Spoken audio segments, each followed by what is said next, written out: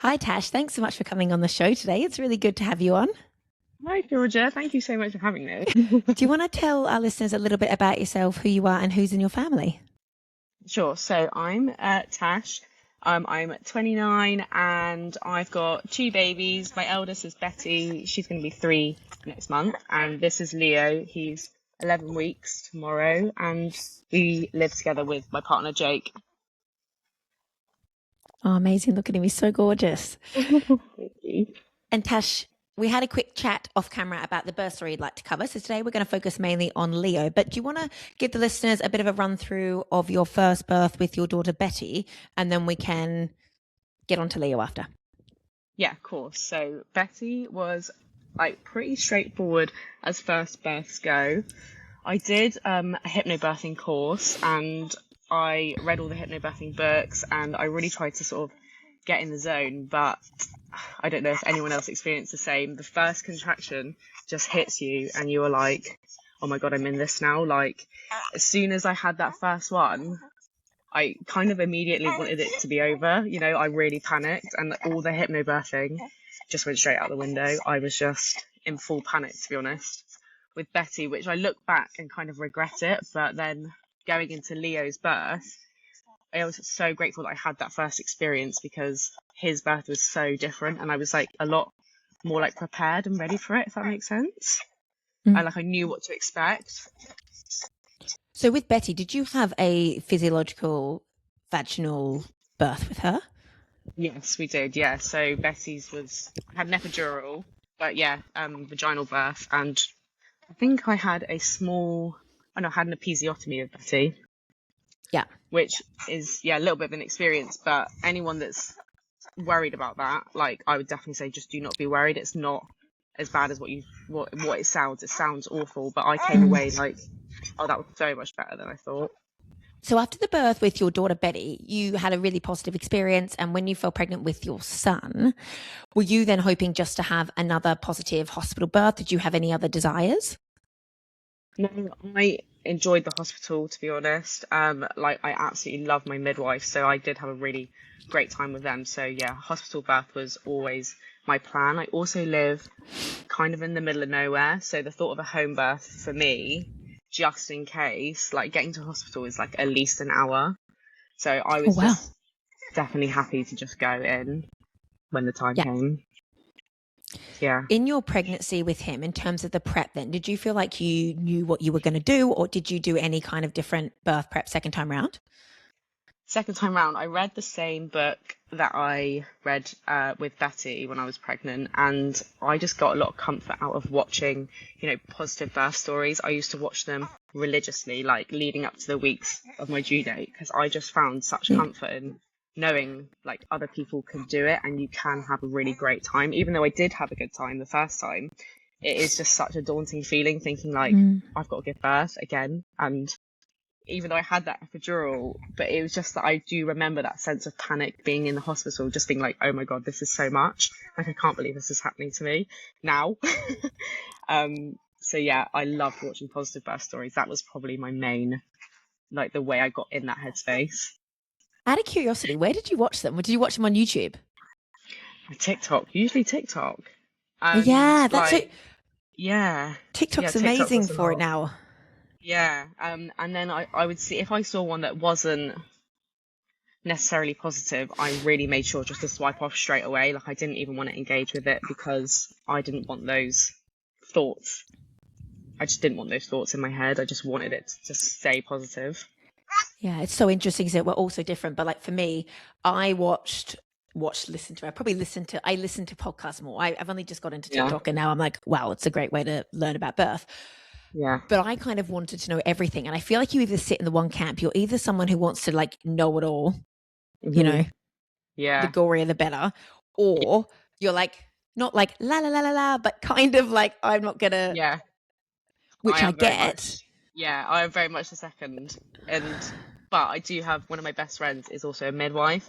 And I used to be like, tell me all the stories. I need all the stories. Yeah. And I loved hearing stories, no matter sort of what was happening, positive or not. I did love her account of it. But I did generally try to only consume positive content. Yeah. And I feel like you've just got to do whatever mentally is going to make you feel as prepared as possible. There's no point consuming stuff that's going to fill you with fear. No, absolutely not. Like, it really, because I think when the labour started, that's instantly where I went, is back to those like positive stories of what people did. And I know those anything negative would have just crept in straight away, and then like the doubt starts to creep in a little bit. Absolutely. Before we done with this call, I had a little look at Leo, and he looked quite big. So can we go back a bit to your pregnancy with him, and like, was he measuring big during your pregnancy?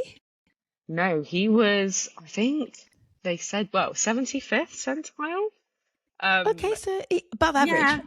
Yeah, about average. And I didn't feel like I was carrying big with him. Like, I was always all bump. Everyone used to say, oh, you're all bump. Because I'm quite a petite person, like I'm very small.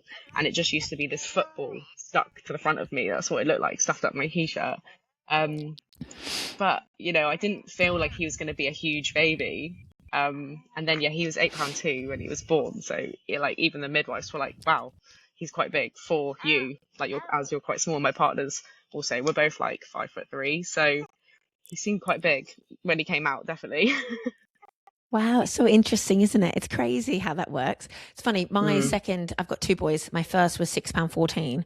My second was just over £9. And like, neither me or my husband are big. And you know when you're like, how did that grow inside of me? It's crazy, isn't it? It's wild. And I always thought I felt like I couldn't carry babies like that. If like I don't have the body shape for that. Like, where did I put him? How did I grow that? Like, it was wild. So going through that pregnancy, was there anything else that you want to note, or do you want to jump straight into your first signs of labour with him? No, honestly, my pregnancy was pretty straightforward. Yeah, so first signs of labour. I was 40 plus 5, and I went over with Betty as well. So I did fully expect to go over. And I had no signs of labour. I didn't lose my mucus plug. I didn't feel like my belly dropped. I had Braxton Hicks, but they weren't, intense enough for me to think that they were going to start labour anytime soon. So I was booked to have an induction on the Saturday, and it was the Wednesday. Me and my partner were just doing some gardening all day. We're sort of renovating our house, and the week before he was born, I decided that I wanted raised beds in the garden just to, add to the chaos. So we spent the whole day Wednesday, and we had that heat wave in April. So it was really hot, and we were just like basically shoveling soil all day. And it got to sort of the end of the day. And again, I just didn't have any signs, went to bed at 8 o'clock and woke up about 10:30. And I thought, oh no, it was about midnight, sorry. And my waters had went, but I just thought, oh, I wet myself, like in my sleep, even though 40 plus 5, I was like, no, it's still not happening, because, getting induced on Saturday. And then it just kept coming. And I just didn't have that with Betty. They popped my waters when I had my epidural. So I didn't know what that feeling felt like, but it's pretty unmistakable. Like, it just gushes and gushes and gushes. And called triage, and I said, I think my waters have just gone, but I haven't had a contraction yet, but I do live an hour away. And they said, oh, well, just go back to sleep if you can, have some breakfast, come in tomorrow. As soon as I hung up the phone, I had a contraction, and I was like, no, that was definitely one. It's like unmistakable. You know what they feel like. And then I had one 3 minutes later, and I was like, oh, okay, it's go time. Like, now, we have to go now. So I called my mum, who lives in Exeter, which is an hour from where I am. So she had to drive to my house. So I was contracting every 3 minutes, like straight away. I just went straight in every 3 minutes. There was no break in between. So that was similar to Betty, actually. I didn't have one and then had another one hours later. I just went straight in 3 minutes from go, which was that was a lot, because I wasn't expecting that. I thought I might have one, and then an hour later might have another one, but it just, for both times for me, it was 3 minutes apart straight away. So my mum got to me, and I just sort of like walked past her. I was like, Mum, we've got to go to the hospital now. Contracting and just really breathing through them, like, because I'd done it before, I just had such a different mindset this time round. I just felt so much calmer. I really embraced them a bit more, whereas I think with Betty, because I panicked, I almost rejected like every contraction that came. I was like, no, that I just wanted it to be over. But this time I was enjoying it a bit more, and got in the car, which is obviously, it's not great being in labor in the car. It's just so uncomfortable. Driving, obviously my partner was driving. It was like midnight. As soon as we got an hour to the hospital too? Yeah, an hour. Yeah, so sat in he probably did it in about 45 minutes. Yeah, so, and it's just, yeah, it's not a great experience contracting in the car, because you just sat bolt upright, aren't you? And there's just nowhere to go. I think I had him sort of squeezing him at one point while he's trying to drive. Yeah, so that was a little bit interesting. But again, I still had no idea like where this labour was going to go, because it was happening fast, basically. Are you okay for me to just keep rolling through this? Yeah, keep going. Just going through the whole story. Yeah. So we got to the hospital, and the contractions just ramped up as soon as we pulled into that car park, and I was like really having to stop and like breathe through them. So I'd like make it a couple steps, have another one, and then I'd like try and run as quickly as I could, because I just wanted to get to triage. And I'd have this other contraction, and I was kind of screaming in the corridor a little bit. And this midwife came out and found me, and she was like, oh, she was being so nice. She was like, I think you're having your baby now, like being really calm. And I was like, I think he's coming now. And she was like, okay, should we get you in the pool? And I was like, no, I think his head's out now. And she was like, oh, okay, we'll just check. So got there, they sort of must have pressed some sort of like panic button, and all the midwives and triage staff came running out, chucked me on a bed. They were like, do you want to get in the pool? Like, so they wanted to fill up the pool, and I was like, guys, no, his head's out, I can feel it. And I hadn't pushed yet. Like, you know how your body just pushes them out. I just couldn't really believe what was going on. And they checked, and they were like, we can see the head, yeah, he's definitely crowning. So they just pushed me quickly into this side room, and they said, next push and he's out. And I remember thinking, what do you mean, like, next push? I have not pushed yet. And so as I was on this sort of bed, like over the top of it almost, I just waited, because I remember my friend that's the midwife, she just told me, like, do not go against the contractions, or you have to just like push with them, because that's when like you might tear. So I really had to like zone in and waited for that next contraction, and I pushed, and it came out, and I could not believe it. I'd only been in the hospital for 13 minutes. They didn't even know my name. I just walked in, had this baby, 13 minutes, and the midwife, who was supposed to be looking after me, walked in and was like, oh, the baby's here. When did that happen? I was in shock for hours after. It was wild. Hold on. Whoa. Did you give birth on the labour ward then, or was it literally in a room of triage? Yeah, room of triage. I was pretty much in the corridor. It was... Did your husband make it in? Or your partner? Yeah. He couldn't believe it either. Like, I think he thought I was being a little bit dramatic in the corridor when I was, you know that transition phase that everyone says that you go through. I did that. Like, I was like, I can't do this, but it's happening. And it's not like people don't believe you, but like, they didn't even know who I was. Like, I literally just walked through the door, and they were trying to fill up the pool for me, and they were trying to ask me about my birth plan, and I was like, there's no time for birth plan. I was like, guys, his head's out. Seriously, his head's out. Okay, I have so many questions. Firstly, what did you... So I want to because I want to talk about the pushing and stuff, but backtracking to the car. When you were in the car for an hour, and let's assume that you were in very, very active labour for that hour. For you to be pushing by the time you got there, you must have been dilating to 10 centimetres. What did you do in the car to get through that? I just really tried to focus on like the breathing, and I just remember having my eyes closed, like had the radio on, and because it was nighttime, I don't know what radio station it was, but it was like super chill music. So just had my eyes closed, just breathing through it, and like they were painful, but they weren't to the point where it was unbearable. Like when I was in the hospital, that's when I was quite vocal. I just really like internalized, I think. My partner might say something a bit different, because probably a few swear words did come out. And again, the grabbing, I would grab him. I also have, like, with similar to for both my births, like my adrenaline like really spikes when I'm in labour. Like, I'm sure it does with everyone, but with Betty, I was like convulsing because I was like, my adrenaline was pumping so much. I was like shaking, like my body was aching after from like just how much I was shaking. But this time I like just tried to breathe through that and just stay like so calm in the car. I just knew we just had to get there, but I didn't at any point think I was going to give birth in the car or that he was coming so fast. I still thought I had like hours of this ahead of me.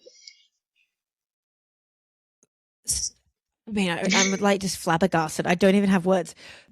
Then when the head came out, yeah, because he's a big boy, you said it felt like a fetal ejection reflex. Did you feel like that ring of fire as he was like ejecting himself, or was it like, was there any pain? What, like, talk us through that experience. I honestly, overall, I would say it wasn't painful, and I know that just sounds kind of crazy, but not at all. Like the ring of fire wasn't. It was there, but it wasn't super painful. It was honestly, he just came out, and I don't know if that's because I've had another baby before or it was just my body's way of just getting him out. But I think the breathing did help, and because that midwife said, "Oh, you've only got one more push," and I just went with the contraction, it just made it so much easier. Like, he did just come out, and it was a bit of a shock. My goodness. When you then got on the bed and had to do the other pushes, was that still the fetal ejection reflex, or did you feel like at that point you were being kind of, I don't want to say coached, but like, did you feel like you then had to like really push him out, or was it like it was just happening regardless? It was definitely happening regardless. Yeah. Like, gotcha. When I had a push, it wasn't like I wasn't like straining like I was with, obviously, if you have an epidural and you can't feel anything, like with Betty, I had to push for an hour and a half. So that, I remember that being quite intense and really having to push deep. They say push into your bum, don't they? Those pushes, it was totally different. This was just like, it's happening. Even if I didn't push it, I'm sure he would have just come out. Oh, so incredible. When he was then born, did they put him straight on you? Did you know that he was a boy? Like, talk us through those first few moments.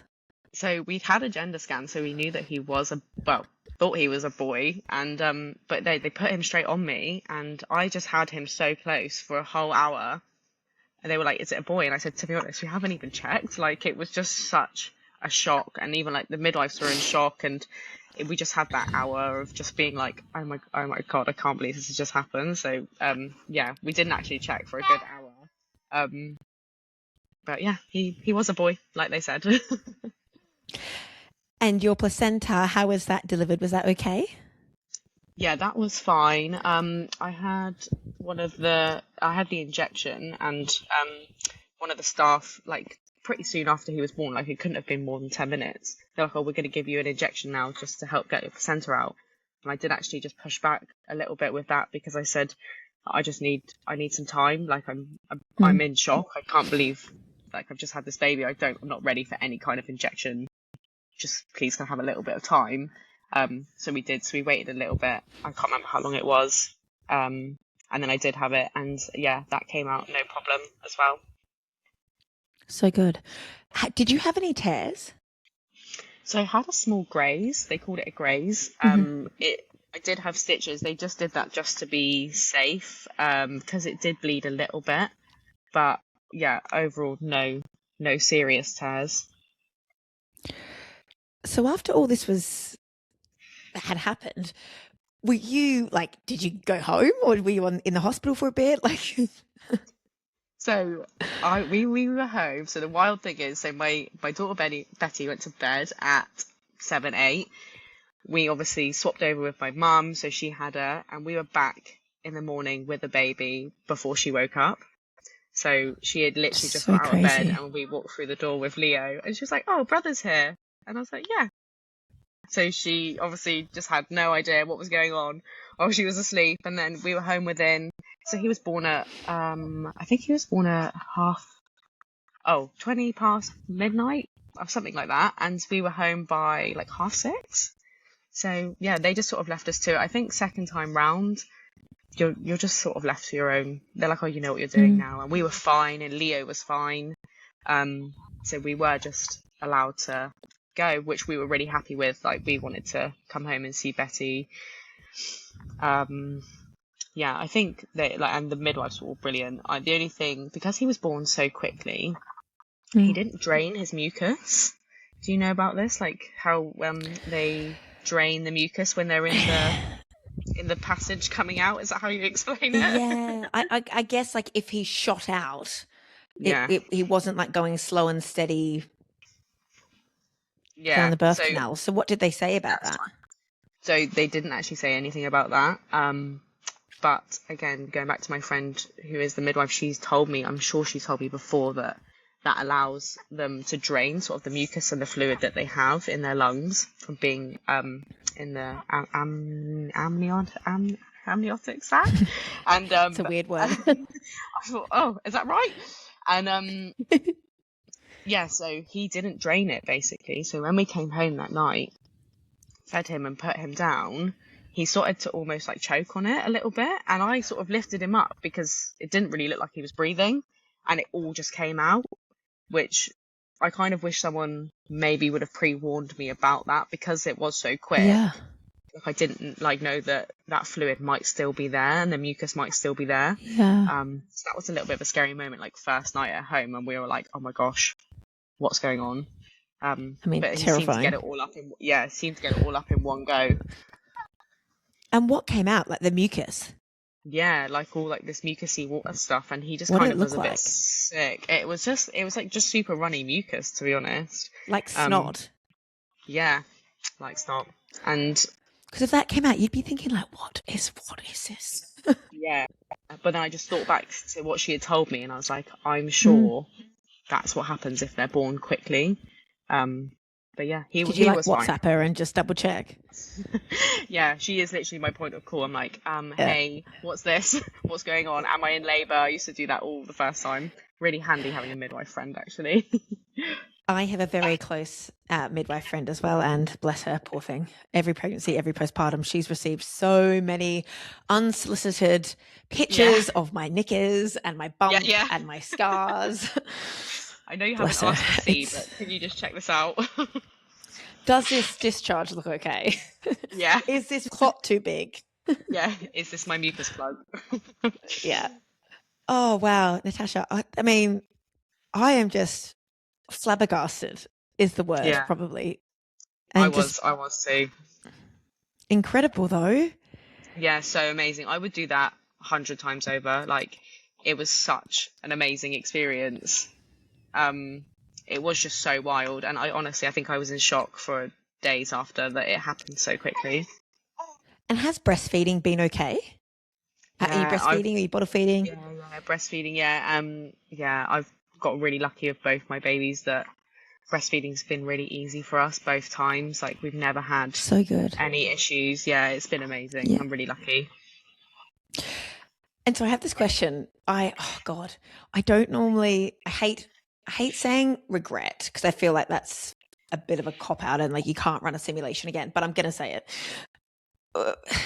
Looking back now and reflecting on your two births, do you now look at your daughter's birth and think, if I hadn't have just had that epidural, or like did her birth start out similar to Leo's, or was it a completely different birth? And like do you think like, oh, I'm glad I had the epidural because that was right for that birth? Or do you wish you had have gone au naturel? Yeah. I think they definitely both of them started off similar, where like I had the contractions back to back straight away. So she would have come a lot quicker if I didn't have the epidural, because that definitely slowed things down. And it ended up being about 15 hours, which I still think is probably a pretty good time for a first birth. Yeah. Because I went in at 5. They checked me and I was 5 centimeters. So I was so lucky with that it just happened so quickly. But maybe the intensity of that probably made me panic a bit more. I think the epidural was probably definitely right for that birth. I have people that know me well will know that I have quite a bad phobia of people being sick and me being sick myself. So that was always such a big fear for me, that I was going to maybe be sick in labour. And I actually was both times. Again, I think it's something to do with my adrenaline, because that's pumping, and I know it's just like a natural response sometimes being sick in labour. And I was always scared of the meds, like the pain relief, making me sick. So that was all just such a panic for me in the first one. But I think I'm better with sick now. I think when you have babies, you kind of have to be. Got a bit of, free CBT therapy included with having a baby. So when I was sick the second time, it wasn't an issue for me at all. I knew it was coming and I dealt with it, and then I just moved on from it. And I felt like a relief after, because I knew it was coming. And then I was like, okay, it's done. I've done that bit. And that was like my biggest fear because I used to hate it so much. So yeah, I think the epidural was definitely right with Betty, because I was panicking, and like I said, I was convulsing because I was just the adrenaline was pumping so much, and that completely calmed me down. It was like I was just in there for a good time after that. I was just chatting to the midwives, like eating, sleeping. I think that as well. I had an epidural with one of my boys, and sometimes I look back and think, oh, the birth could have gone so differently if I hadn't had it. But then I thought, no, like, you were knackered. It was tough. Yeah. You were relaxed once you had it. Like, you have to kind of think you do the best thing for you, for that baby at that time. 100%. Yeah, definitely. And like, there's absolutely no shame in having one either. I think I probably, because I'd done the hypnobirthing, I thought I don't need it, but I definitely did. I definitely did need it. Like, I was panicking and shaking, and I was so tired, and I probably hadn't eaten. I probably didn't even have the energy to push the baby out, and it allowed me to have a nap, eat, relax, and then I was like ready when the time came to push. With the second one, I would have had pain relief. It's just it happened so quick. They gave me the gas and air, like the tube to suck on, but I knew it wasn't on because they were just like, just give it to her just to like make her feel better. Because I kept saying, I need some pain relief, and it was just too late. I just didn't have the time. Wow. If you were to have a third baby, are you thinking like you would have a home birth? Or is that do you think you'd even make it to hospital? Would you still go back to hospital, hypothetically? Yeah, I don't know. It's a tricky one, because I think it's a worry that you would have a baby in the car. Like, the midwife always said to me, like, the second one can come quickly. So if you do need to push while you're at home, don't go anywhere, just stay home. And I remember thinking, that's a bit wild. Like, surely it doesn't come that quickly. But like, now I know what I know. I don't know, home birth. I don't know. I've never loved the idea of a home birth. And like I said, I am an hour from a hospital. So that worries me slightly if like I did need to go in. I don't know. I think I would still go for the hospital, drive maybe just the minute your waters break, just like get going. Oh, yeah, that's it. Definitely. Because you could be seconds. yeah 13 minutes I was in that hospital before he came out. So what a positive experience. Oh yeah, so it was beautiful. Great. It was really good. So Tash, I like to finish each episode with this one question, and that is, if you have any piece of advice or words of wisdom, something that you would say to another woman who's navigating maybe their first baby, or is a bit nervous about birth, or maybe they've had a quick labor, what would you say to them? So if it's your first baby and you were nervous about birth, I'd say definitely consume positive birth story content like I did, whether it's podcast or like I used to watch lots of TikToks, because I found like a real comfort in hearing other people's stories. It just, used to, if I was ever worried, I would watch one and just feel instantly relaxed. But just lots of deep breaths, and just know that you can do it. Like, I honestly think if I can do it, anyone can do it, like 100%. I was so worried for the first, and now I've had two, and if I could have that birth experience again, I would do it 100 times over. So we've got this. Oh, Tash, that's so beautiful, and well done, Leo. Yes. We've had some beautiful googling, gargling, which is going to be so lovely to hear. Oh, yeah, he's been great, actually. He's just stared at the ceiling for the last half an hour, which is great. Oh, well, Tash, if you do go back for number 3, do let me know, because I would love to hear your third story. Oh, thank you so much. Thanks for coming on. See ya. Thank you. Bye.